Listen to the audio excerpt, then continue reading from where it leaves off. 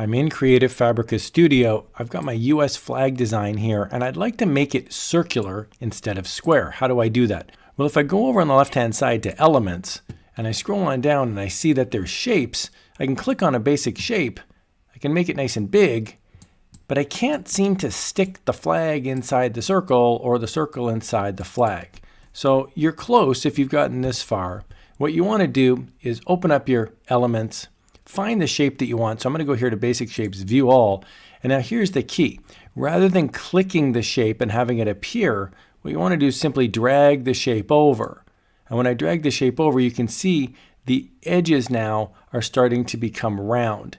If I do Control Z, which is the undo button, and I click on the triangle and I do that instead, you'll see now there's a triangle on the flag as well. You can do a pentagon, a hexagon, whatever it is. If you click it, it won't work. You have to drag it in on top, and then you can have a mask feature. It is a bit clunky because you can't resize it.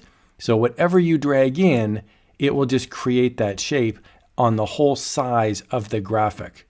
There is a bit of a workaround you can do on this though. If I click on the graphic itself and I click the crop button, which is right here, I could make the design a little bit smaller. So for example, I could do this, which now makes the design quite a bit smaller.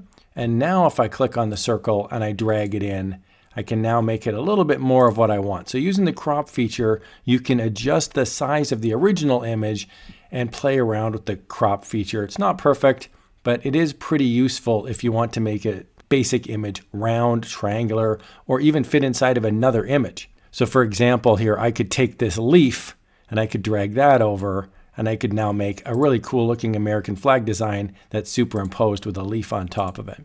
Hope you found that video helpful. Very quick masking feature inside of Creative Fabrica Studio.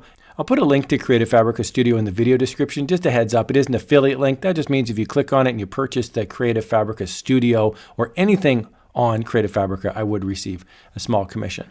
I do love using Creative Fabrica Studio. I think it's a great resource. You can have a lot of fun making some really cool designs very, very quickly. Here's another video on how you can supercharge your print-on-demand journey using Creative Fabrica.